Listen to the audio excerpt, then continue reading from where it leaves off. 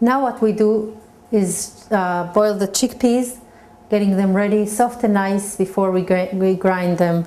I just wanted to mention that you have to change the water. You don't use the same water that they soaked in. We're changing the water. We're checking them, as I mentioned before, because the skin is now, the peel now is very thin and you can see for bugs. So we check the peas, the chickpeas, and we change the water and we put them for a boil. I wanted to mention that the boiling too, you should have enough water. You should have enough water during the cooking time, because the cooking time takes between 1.5 hours to 2 hours.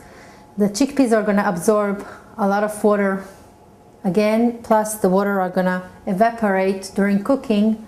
During a long cooking, it's 1.5 hours to 2 hours, as I mentioned before.